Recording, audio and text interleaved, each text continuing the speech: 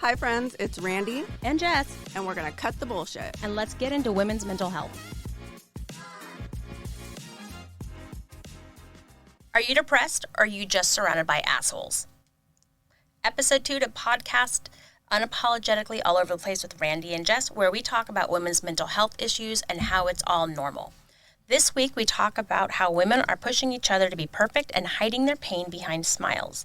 We also touch on what helps us feel better, the new 988 help number that went into effect July 16th, people in our lives that help us get through our depression, and if social media is making it worse or not, and so much more. This is something that is close to both of our hearts. As women, we are constantly told that we have to do it all and be it all and put on a perfect front. But at the same time, we're not allowed to show emotion, or it seems like we're weak if we ask for help. It's a hard life. And for whatever reason, that makes me want to sing It's a Hard Not Life. What is it, Annie? Yeah. It's a hard not life. For us. Right? All right. So have you guys ever thought, it's been hard for me to get out of bed lately, and I don't know why? I'm tired all the time, even though I've slept like 10 hours. Thought that everything would be better if I wasn't here. I've always felt like an outsider among my peers. Or felt like you've never fit in. Feel like a failure. Or that you hate yourself. Thought, why am I crying so much? I mean, like, ew, David, why am I crying so much? Before you diagnose yourself with depression or low self-esteem, first make sure you are not, in fact, just surrounding yourself with assholes. Yes, people can definitely bring you down. So we are going to talk about the different symptoms and how to get help. Yep. We're going to go over the different types of depression. We want to talk about how social media is making women feel worse about themselves, what helps us feel better when we're depressed, resources that get us through depression, as well as the new 988 help number.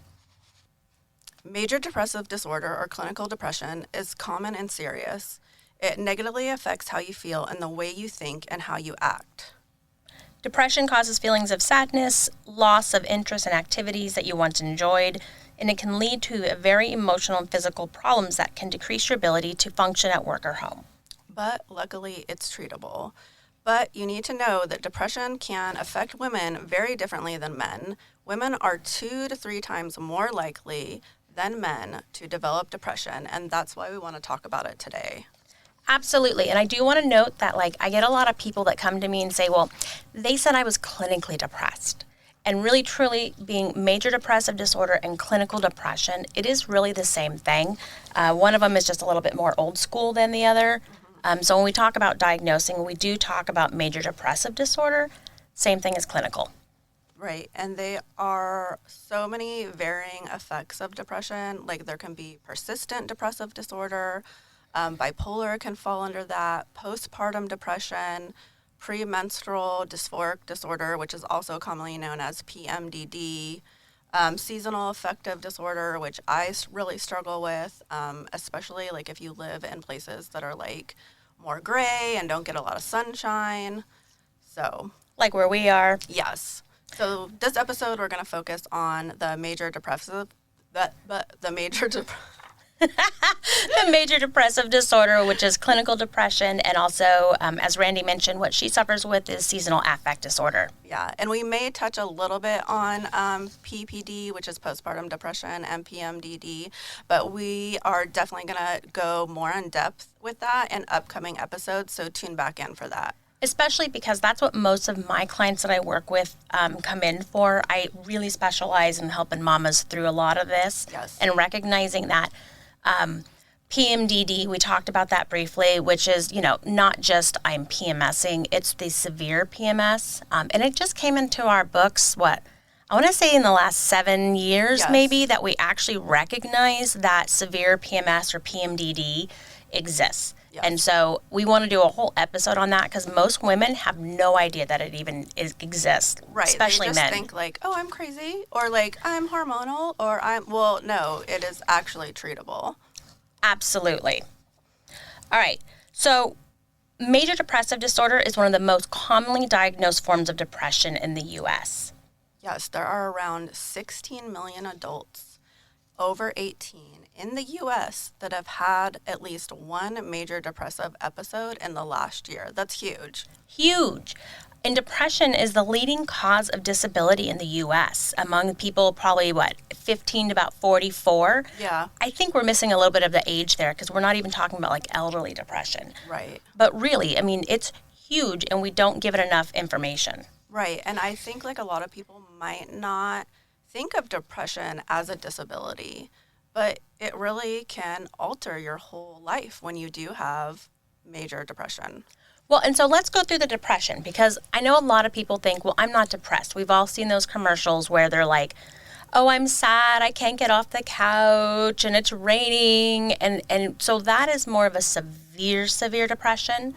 And so I think a lot of people will discount what their depression is or not be able to recognize it. So let's run through some of the basic, like, you might feels. Right. And know that it can affect everybody like totally differently. So just because you're feeling one way and you know somebody else that's depressed and they have different symptoms doesn't mean that you do or do not have it. You just need to recognize what's happening within yourself. Absolutely. Depression is not a comparison game, especially saying, well, somebody else is worse than I am.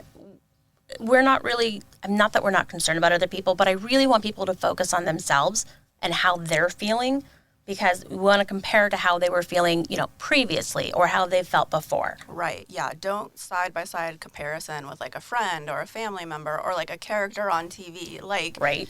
That's totally different than from what you may be experiencing. So what are things that people could be feeling?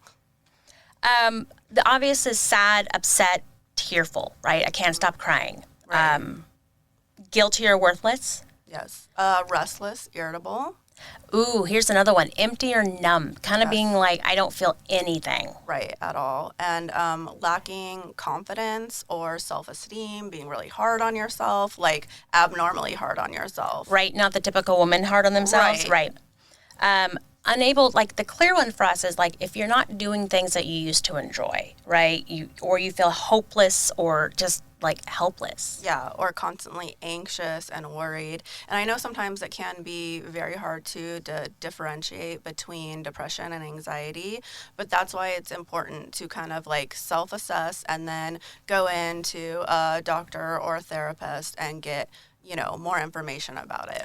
Absolutely. And obviously, some of the big ones is if you're feeling suicidal or you want to hurt yourself. And that's one of the statements I really want to focus on is if you're saying things like, I don't want to kill myself, but, I think it'd be better if I'm not here. Right. That is when you really need to say, okay, I need to go get some help because sometimes it's so easy to slip into I really don't want to be here. Mm-hmm. Yeah. And you think like, well, it's not as bad as thinking like I want to be unalive, but it can lead up to that if it goes unchecked long enough, right? Right. And the other one that we don't talk about enough, I remember in grad school I had a professor that talked about this, and it's kind of like the dark fantasy, which fits with that, is what happens if I'm driving along this road and I decide to not turn when the road turns? Right. What if I go off the cliff? What will happen? Or what if I just don't stop my car and I just let it crash? Right. And I often cause that like catastrophizing Yes. or like worst case scenarios, but like you think them like more and more and more. And that can kind of like, turn into like a big ball of fear. Right. And so those are the things that we also look at. Oh my gosh. How about lack of sex drive or not wanting sex at all when normally your sex was pretty regular? Right. And understanding too that depression can cause a lot of physical body pain, things like that, because you're holding all of this like inside of you. So like you have lack of energy, you're not moving as much, you're not talking as much. Right? Or you haven't eaten much, so you're losing weight. Or you're doing nothing but eat because you just don't care anymore, so now you're gaining weight. Right. So it can be on both ends of the spectrum, like either like really low or really high. And same thing with like sleep. Like either you are not sleeping like at all or you're sleeping way too much and you still feel tired. Right? You're like, I slept 10 hours and I'm still freaking tired. Mm-hmm. So some people also will do other things. They behave differently. Talking about like maybe you avoid your friends anymore. Like you just don't want to go hang out with your girlfriends because, you just don't want to bring them down or you just don't feel up to it.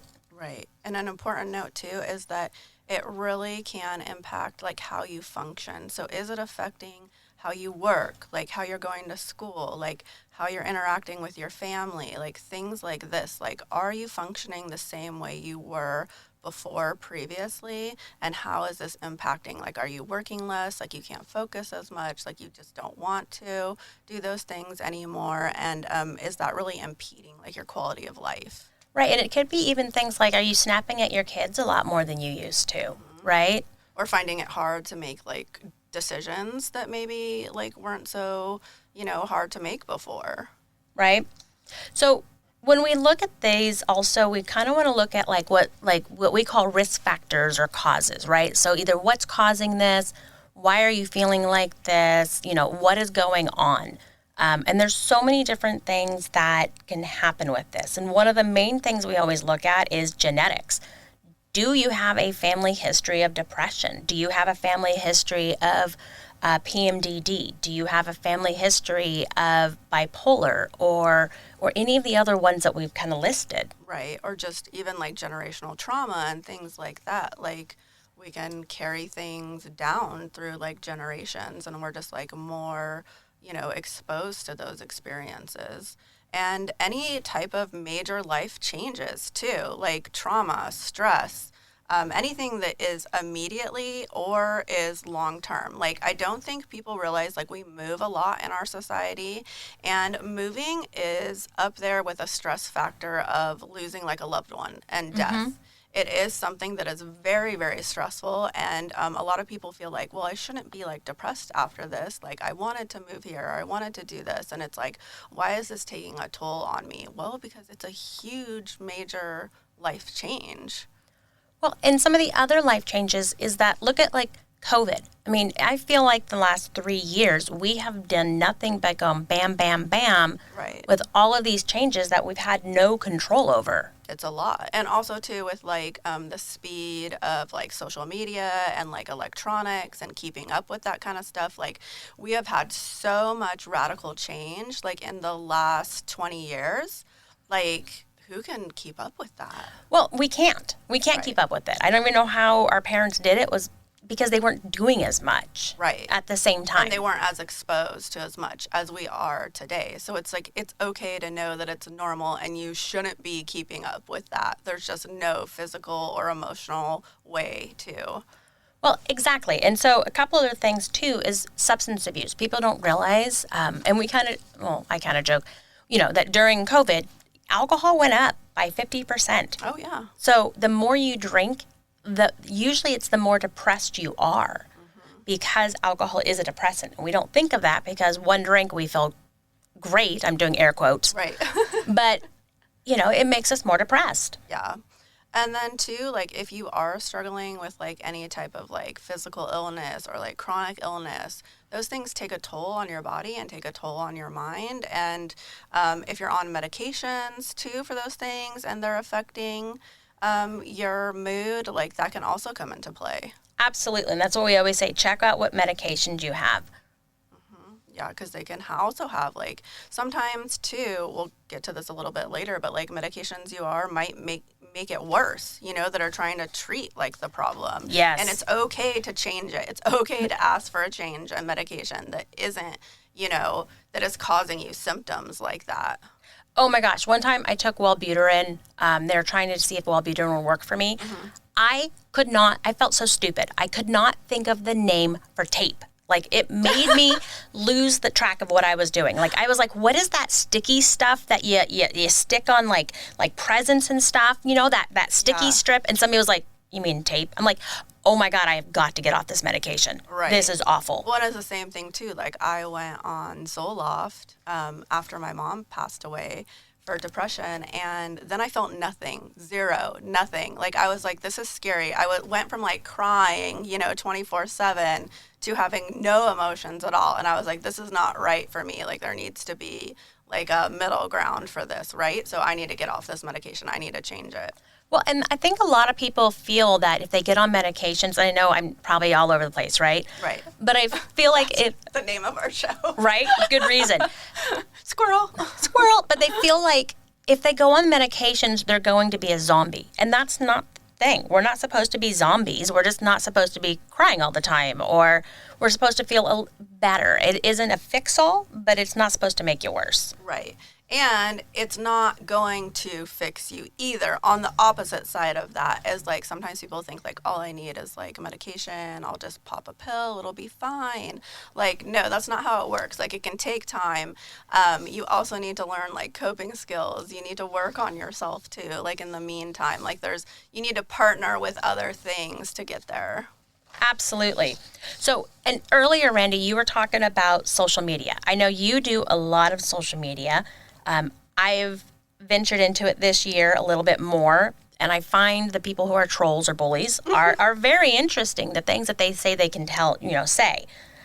So we talk about women and social media and how it's making us feel worse about ourselves. Yes, I do have a social media company as well, and I've experienced that myself with how people treat you on social media, being a public figure, let alone how people just interact with each other on a social platform, even friends, family, and things like that. Like, it seems like there's like this veil that people think they can say whatever to you, and a real lack of empathy with that. And because social media is such a huge part of the way our life is now, like, we're always on Facebook, we're always on Instagram, we're on Pinterest, whatever it may be, like, a lot of studies have found that women are much more unhappy with their bodies, especially the more time they spend on social media, because you're constantly seeing like this barrage of like images like going across like your screen, and you're taking that all in, you're feeding that into your brain, that this is like the status quo. And of course you're going to feel worse about yourself if you're playing a comparison game, for hours a day. Well, and it's the perfectionism that gets me, right? Like, I remember when my daughter, this is like, 12 years ago, for her first birthday, right? I went on Pinterest, and I was like, I'm going to do a Pinterest party. Right, you want to be a Pinterest mom? Like a Pinterest mom. Perfect Pinterest. Holy crap, no way. I mean, like, it was so expensive, and it was so stressful. It was beautiful, but so hard that eventually I was like, no, I'm not a Pinterest mom. I can't, there's no way I can compete or even keep up with that. Right, like, let's go back to the days of like dollar store, like party decorations and like some pizza to like, chill the fuck out. Well, exactly. And let's stop giving out goodie bags. Really, truly, my pet peeve is goodie bags, but that's just my soapbox right now. You're laughing. No, I'm laughing because it's true, because it's like, who wants a bag of junk? Then you've wasted money. You've sent this stuff home that the kids are never going to play with. Like, okay, that's a whole other episode. Right? Oh my God. So, okay, we talk about how much time do you think you spend on social media? Including work, let's be real. Oh yeah, since I'm on it all the time, especially for work, I mean, I'm probably on it, 6 or 8 hours like a day. So, but it's different working on the back end of it. I'm not constantly looking at feeds, but I do research like trends and stuff like that. So I do see like a lot of that.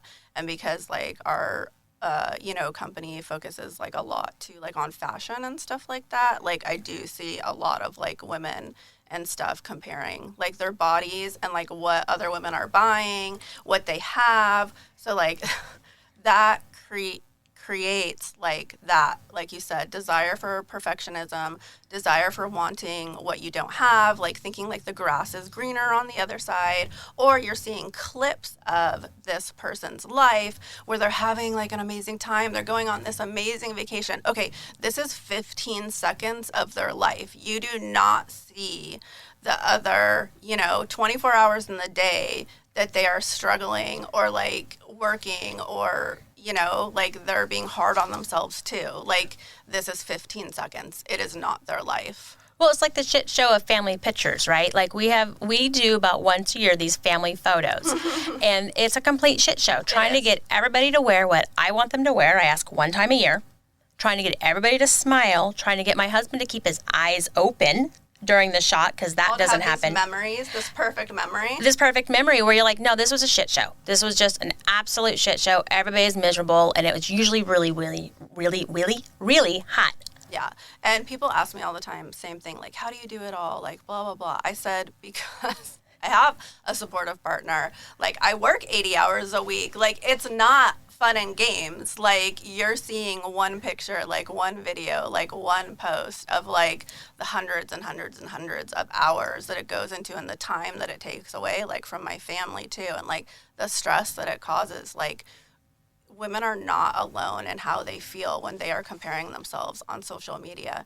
And another thing I've run into having a teenage daughter is Snapchat and how horrible it is. That stuff is blocked still, thankfully. Yeah, because they are constantly showing like women in like sexual, stances and like bikinis. And like my daughter, she's 16 now, and she was really struggling with that because she was seeing this over and over and over again and thinking like her body needed to look like this.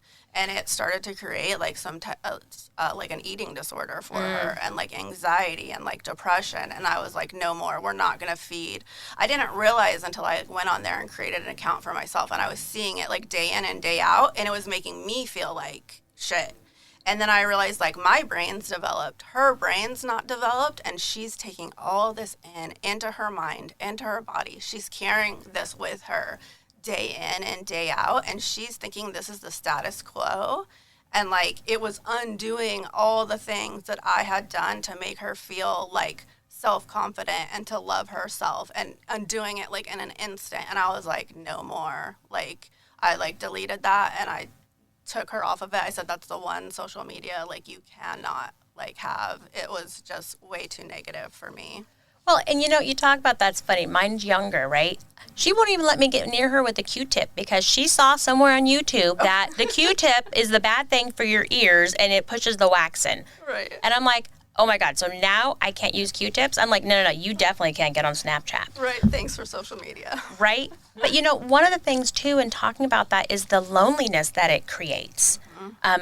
People become so lonely because they're sitting on their couch on a Friday night and they're scrolling through all the stuff that social media is showing them. Right. Instead of creating memories for themselves, like they're comparing themselves, like, why am I not doing this? Why am I not doing that? Like, it's like you could, like, let's step outside of that and not get dragged into that and not get sucked into it. Like, I used to be very addicted to social media, like on the personal side, like looking and scrolling and wanting to have like the Pinterest house and like do the Pinterest crafts and I'm like, I'm not, that's too much. It's so overwhelming. Yeah. And it alienates you almost from your own life.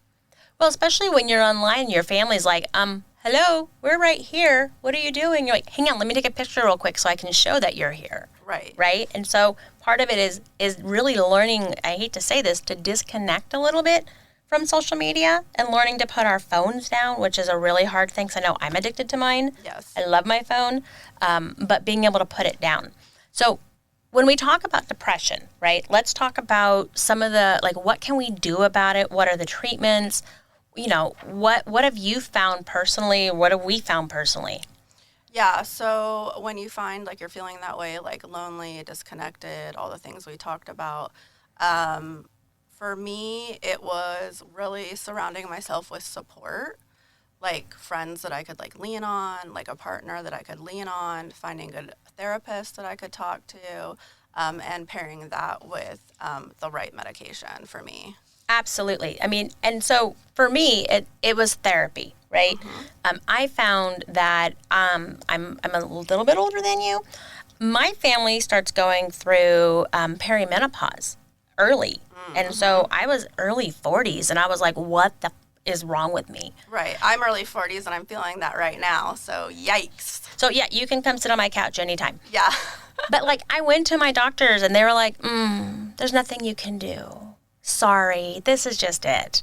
So, what did I do? I sold a business, I picked myself up, and I moved all of me and my family to another state, well, about 3 states away. Yeah. Right? It still was there. It Right. ended up getting on some medication. And it was the best thing I've done. I no longer want to kill my spouse. I mean, that's like a good thing. Right? I no longer wanted to run away, Right. which was a great thing. I really felt like, okay, I'm back in the groove of me, which is great. And I can participate in my family again. So, but for most people, they're scared of medications, right? We talked about it a little bit earlier about how medications can be scary. Right. Yeah, we talked about that on our previous episode too, a lot, especially with like ADHD medications Yep. and stuff. And because it can take a while for antidepressants to work, and it can take a while to figure out the right one. And that is scary. Like, it is worrisome. There are some things you can do. You can ask your doctor to like run like there's some like genetic tests Saliva and stuff. testing. Yeah, that can like match you with like what is supposed to be a better medication for you. That's not like 100%, but there's like things you can do to kind of cut down on that if you have the resources for that. Those things can be expensive. So it's like, finding a good therapist is, a great thing and like can be helpful while you're going through the steps of trying to find a medication that works for you, or finding, natural alternatives like CBD or calming apps like meditation, mindfulness, things like that. I do a lot of mindfulness. Yes, meditation is yes, huge, especially guided meditation. Right. And just like working like on your self-talk and stuff like that. We'll put some resources on our website. Absolutely. And another thing I always tell people too is if you have relatives who have gone through the same thing and taken medication, if they did well with it, let your doctor know, because that usually means like you'll do well. So like say if my grandpa took a cholesterol medication that didn't work well for him. It didn't work well for my mom, which means I'm like, oh, okay, I know if I ever have to take a cholesterol medication that they struggled, so I might struggle. And so it's one of those things that if you have somebody like a parent or a sibling who's also taken medication and they're successful or, not successful, then let them know, because that helps too. Yeah. And I think an important factor, and what I often tell people in my private practice too, is like medication is not like a death sentence. Medication is not a forever thing too. Yeah, exactly. It can be for a time, to get you through something that you're going through, to get you through this struggle, to get you through this hard time. Like, it doesn't have to be like the end all, it's not like, the end of the road, or however you want to, think about it. It can be temporary, but, you need to have that managed by, your therapist and doctor, because, you don't want to like abruptly like withdraw off any type of medication like that either. Oh my gosh, no cold turkey anything without help, because that's bad. Yes, and once I had a doctor tell me, just stop the medication. It was a major SSRI, which we'll talk about another time. There's labels for different types of medications.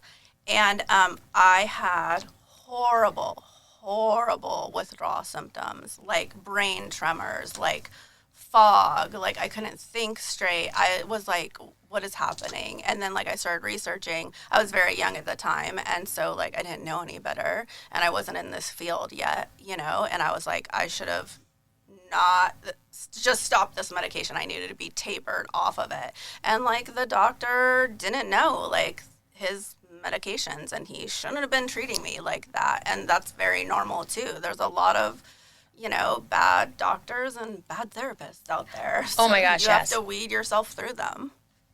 And one of the things I wanted to also kind of, while we're talking about that, is that they used to call it a black box warning. Now they just call it a box warning, because black box sounds so scary, I guess. I don't know. Well, it should, but I've never heard of it termed that way before. So old school black box, now it's just called the box warning. Okay. And what the box warning is for antidepressants in general is that anybody under the age of 25, you really want to monitor them. And not that you should be scared of giving it to somebody under 25, but because their brain is still developing, right? Like your brain's not fully developed till 25, Right. right? And so it could make you worse. And I've seen people who I've worked with like teenagers who have gone on medications and then they get worse. And you're like, oh crap, you need to call your doctor today in my office. Let's get this taken care of because this medication can make kids worse. Right. And I think that goes for like almost any medication too. Like you should definitely like have somebody that can manage your medication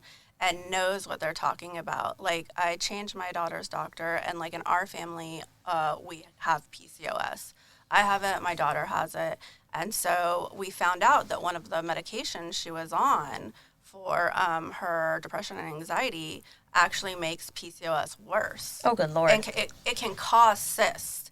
And so he was telling me like, oh, I don't like using this for women because of that. And I was like, we have PCOS. So like we're already predisposed to getting cysts. And so he was like, oh yeah, like we need to change this. So it's like with anything, like you need to be aware of like all the interactions that medications can have on your body. Right. And I do want to know, because we mentioned briefly about postpartum depression. I work with a lot of mamas who it's not just, my hormones are off. Right. But there's a lot of women who choose and who can go on medication. There's like 1 or 2 medications for antidepressants that are not harmful for those breastfeeding. And usually what I tell people is, check with your doctor, obviously get the script, and then check with your daughter's or son's pediatrician and make sure they're okay with it. Because that way you have 2 separate doctors saying, yeah, this is fine, especially for breastfeeding. Right. There's no reason to suffer because you're breastfeeding, not that much or if hardly any gets passed through the milk. And so lots of women do much better once they start medication if they have postpartum depression. Yes, and several of my clients that have struggled with that too, I have seen such a huge relief by them getting that support and that help, and it's safer for them and their children getting that help than, not being treated at all. I mean, let's face it, becoming a mama is like one of the weirdest things ever. Like literally walking into a hospital as you and coming out as a mom. Right. Is such a weird mind screw. It's so bizarre. Yeah, and it's not even limited to like the first time or the second time. It could happen like out of the blue. I have had, clients that like they're like, this is my 4th. And like, why is this happening now? It's never happened with any of my other kids. Well, your body is constantly changing, Well, and it's not even that. Did you know that 50% of spouses, let me see if I can rephrase this. If a woman has postpartum depression, there's a 50% chance that their spouse has postpartum depression. Postpartum depression can also be in men, which is something we don't talk about enough, and we'll go more into that when we do postpartum. But there's a chance that your spouse is also depressed. So, I mean, those are just things to kind of keep an eye out. Right, and your life situation could be like totally different, and you could have like trauma, like around the birth. There's a million things. Oh my gosh, yes. So I also tell people make sure you're taking your vitamins, right? For a while there, my husband was just all of a sudden like low energy, wasn't feeling well. We sent him in to the doctor, did blood work. His vitamin D was so extremely low that he had to take like 50,000, whatever it was. I had to do that too, yeah. I have really, really low vitamin D like retention, and where we live, where we're at on the equator, we will never get enough sunshine that we need to get enough vitamin D in our system, so we have to take it. And that can be huge, affecting your mood, like vitamin D, like B12, like all those things. So it's important to get that stuff checked out too. Absolutely. And again, I'm going to just keep plugging psychotherapy, go to therapy. I may be biased, but I think therapy is like amazing. Well, we're a little biased because like that's our scope, but also because we've done it and it's worked for us. But like I said before, I've seen a lot of shitty therapists too, which made me want to be a better therapist. And, yes. It's okay to I know a lot of people too go to the same therapist over and over again, but they're not feeling connected to them. It's okay, personally, me as a therapist, I'm okay. If we're not connecting, I may not be the best fit for you.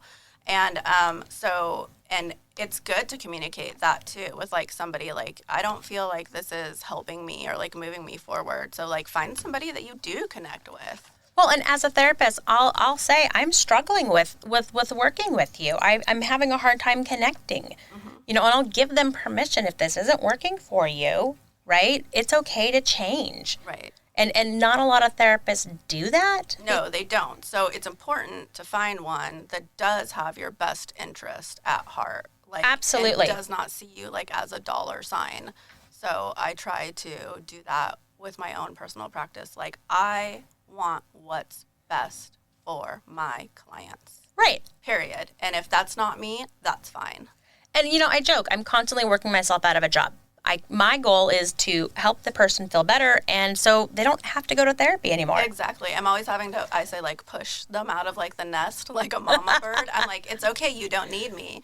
We've worked on this. We've given you the tools and the resources. And they're like, but, and I'm like, no, go live your life. You're good. I mean, if you need to check back in, that's fine. But, like, you've done the hard work. Like, you're ready, to move forward.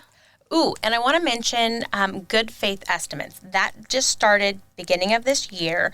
It's called the No Surprise Act. It's a legal thing that went into effect all across the U.S. that people have to, if you're going to go out of practice, if you're going to do private pay, if you're not going to use your insurance, your provider has to give you what's called a GFE, or a Good Faith Estimate. I had a friend, she freaked out and was like, holy crap, I just got this bill for $31,000. That's insane. Right, for my daughter's therapy, and it was only like 4 months worth. And I was like, whoa. But it was like an experimental She therapy she was doing traditional therapy out of pocket. Okay. And she was doing, for like really severe depression, it's more of the electrocurrent therapy that's done. Okay. And so it was also just really expensive because it was a psychiatrist and private pay. Right. But I was like, if you didn't know about this, where's your good faith estimate? Mm-hmm. And she was like, whoa, what's that? Yeah, what's that? What's that? So I sent her back. I said, go check this out. And so far, the billing company is, again, air quotes, researching where the good faith estimate is, because they can't charge her $31,000 without telling her. Right. It is against the law. She has a right to fight it, and she may not have to pay that. Well, that's good. And as women, it's important to have those resources, because I feel like a lot of time we can be railroaded. Yes.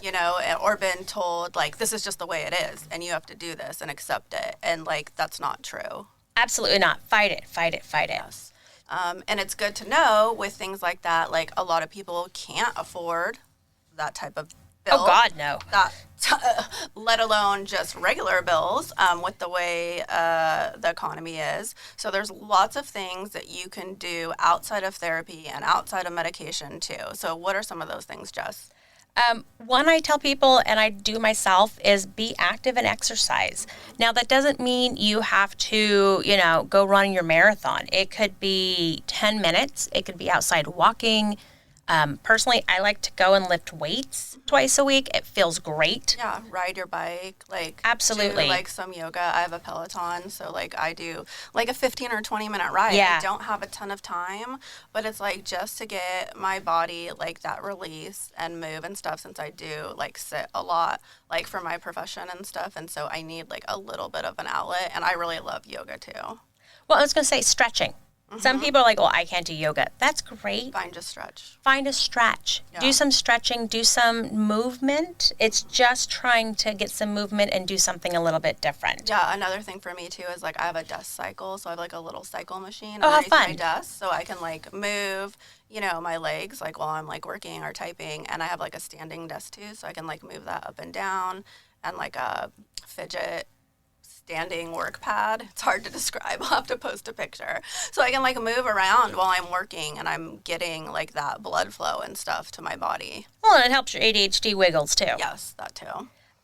The other one is set realistic goals, right? Like, women. Realistic, not Pinterest perfect. Realistic. No, realistic. Yes. And that's like saying when someone's like, well, I'm going to go on a diet tomorrow. So I'm going to go totally healthy. I'm going to exercise for an hour. I'm going to, Right, that's unattainable. Absolutely. 10 minutes. 10 minutes.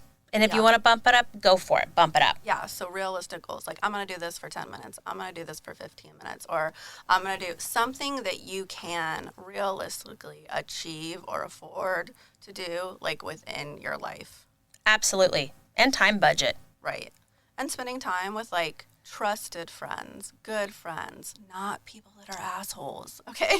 Well, and I know, we won't go too much into that, but I know you had that happen with friends too, that, they all became assholes. Yes. And it's like, oh God. Sometimes you want things in your life and you're very blinded to other people.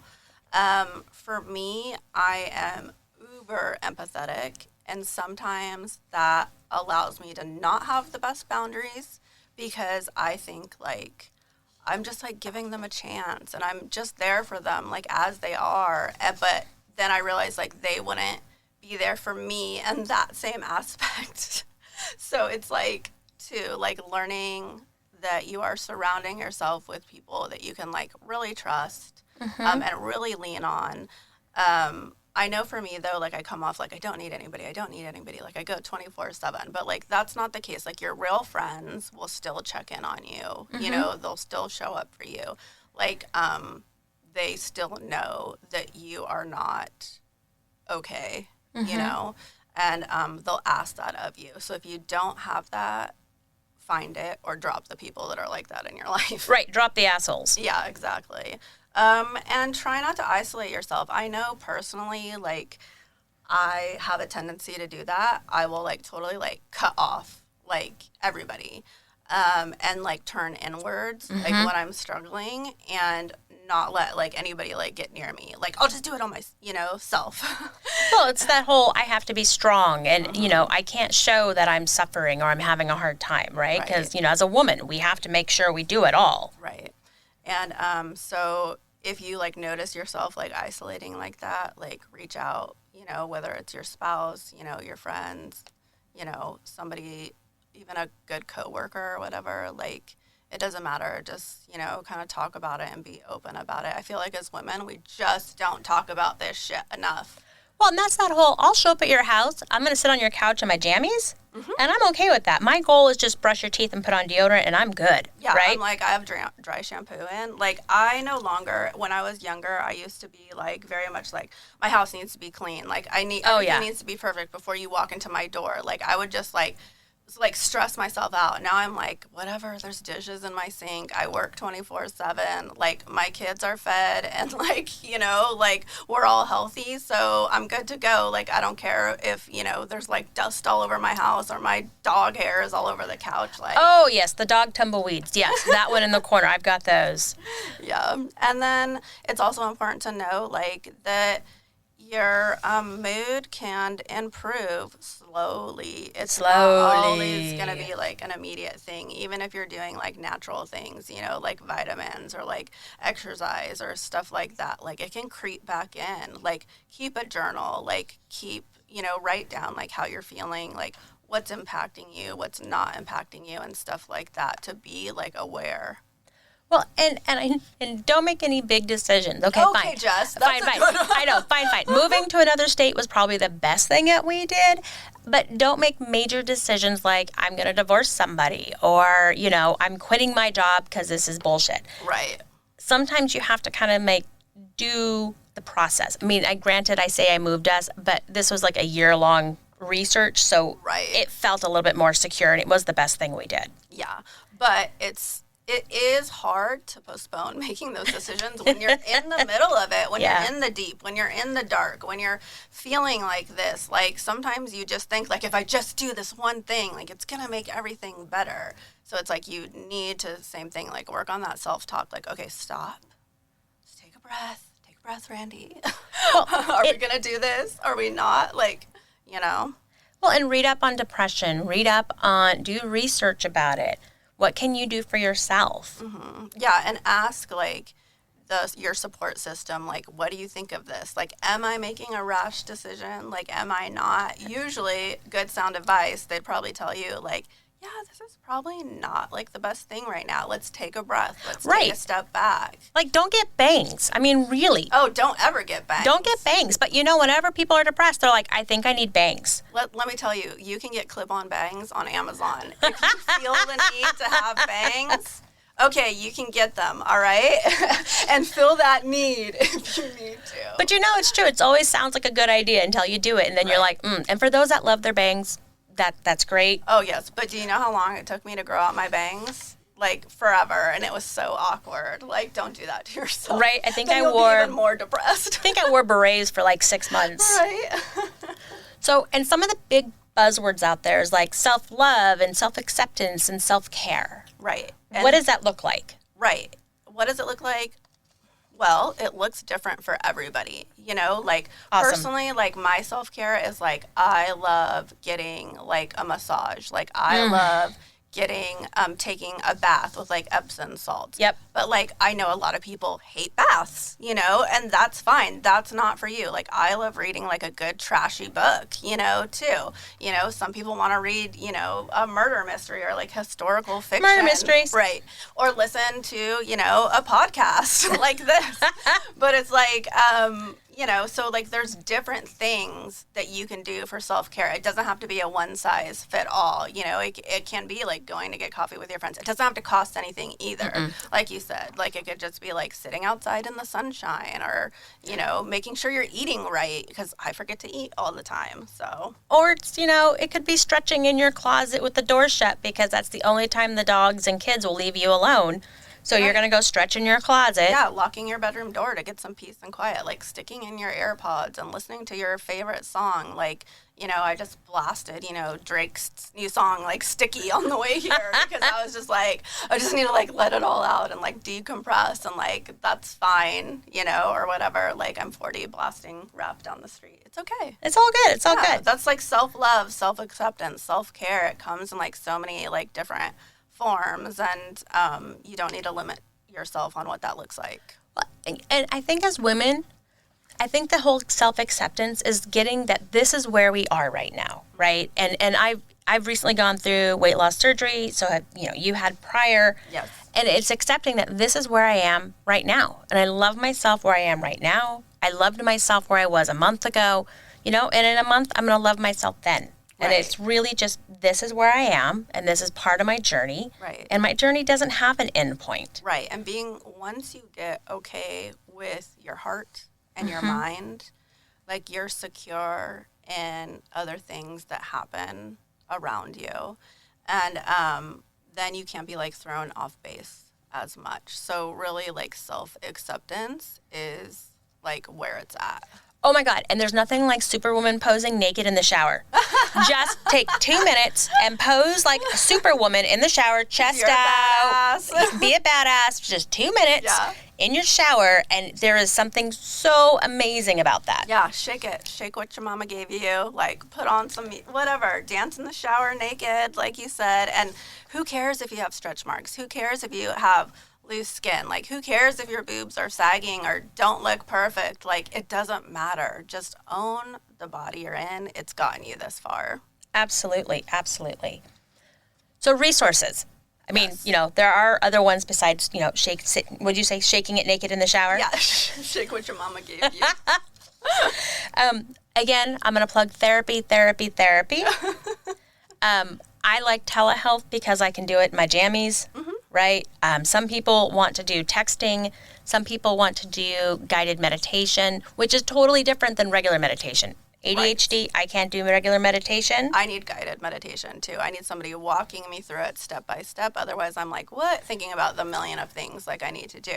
But there are lots of resources out there. Like I'm a big texter. Like I offer, you know, text therapy to my clients. Like there's walk and talk therapy. Like if you like being outside and being grounded, you know, there's companies like Talkspace that like can do like a brief assessment and pair you with a recommended therapist.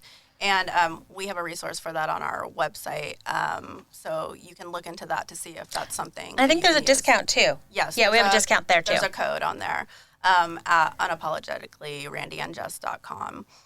because then you have access to somebody 24/7. So if you are looking for that and you need that kind of immediate response, because not all traditional therapists will offer that, you can find that immediate connection to somebody if you need somebody to talk to right now. Well, especially for teens. That's a great site for teens because a lot of therapists don't work with teens, and it's so hard to find yourself, trying to get your teen help. Right. And honestly, most teens are totally cool hanging out in their bedroom, talking on their phone anyway. Right, So, exactly. Or texting somebody. So, right. They're good with that. And like Jess was saying, like she loves meditation and I love mindfulness and stuff. And so Headspace is another really great resource because it's like a guided meditation app. And so you can do it for like a few minutes a day or like longer if you need that and like fit it into your schedule. And we also have a code for that on our website. Awesome. I also like it for learning how to get to sleep. Because being ADHD, my brain sometimes goes, oh, is it bedtime? Let's think about all the shit we need to do tomorrow or that we didn't do. Falling asleep too. So I'll use that to help me fall asleep. Yeah, and then it can just help you like reset like your mind too. Like I know like when I was having like really, really bad anxiety, like using like Headspace or like Calm or things like that I would be like, this is too much for me and I'm overwhelmed and I'm spinning. So it's like I would be like, okay, let me press play on this app and like get out of my head for a minute and utilize this to help me like reset my mind, reset my mood, and refocus. Well, that's what I use books for. I call it my ginger. Like when you have sushi, you eat ginger to kind of distinguish. Oh, yeah, you talked about that before, yeah. And it's my ginger. I'll read some trashy book or I'll read some murder mystery, and it helps me get out of whatever I did that day. Right. And it's okay to like dissociate like that a little bit to get outside of yourself, as long as it's like not totally alienating you. Right. Right. So like when my mom passed away, like I read probably like 300 books that year because I was totally dissociated from like life. Like now I read like a healthy like 100 books a year. Well, and what you did was okay. And reading 100 books a year is okay. And if you're... That was my way of coping and dealing with grief, which we'll talk about another time. But, absolutely. Yeah. The really cool thing that just recently, about a week or two ago, is the 988 help number. It released July 16th. It is just like calling 911. Now you dial 988 if somebody is suicidal or if they're having thoughts of hurting, themselves or somebody else. You can give 988 a call. Yes. So you can call them or text them. It's that simple, just 988 and hit send, and they will route you to somebody that can help you via text or phone. And this is just an amazing free resource that we have needed for so long, and I'm so glad that it's finally here. Absolutely. And this is across the country. This isn't just where we are. It is across the country. And what it will do is it routes all of the callers to the National Suicide Prevention Lifeline. And they have people who will help with that. Right, and they're trained. They are trained Yes. in how to handle these situations. They have hours of training and work behind them so that you can feel confident in talking to somebody that can get you to the right help. Well, and I know that they're looking for people and volunteers. So if there's somebody who this is close to their heart and they feel that they can do this and they want to do this, they are looking for volunteers. So we'll put the link on our website as well to kind of link you through if you're interested in more information or if you want to kind of volunteer. Yeah, and I can find that very therapeutic and healing myself when I'm going through bouts of depression, is that reaching out to help other people can also help me in ways like that. So I love volunteer opportunities. Absolutely. Makes a difference. So next week, we are going to be talking about mental health issues surrounding caregiving for parents and partners. It's just not something that we talk about enough, like as we get older, and it can be hard as fuck, dude. It can be. And so if you have any questions or any topics you want to talk about, please go to our website. There's this great thing, this little section that you can, what's it called again, Randy? I already forgot. My brain went out. You can email us. Yeah, email us. There you go. Can reach us there and email us if you have any questions about caregiving, or if you have any suggestions for future topics and things like that you guys just have like burning questions about. We have a whole section there where you can like shoot us like a message, and We are so excited to hear what you guys have to say and what you want resources on.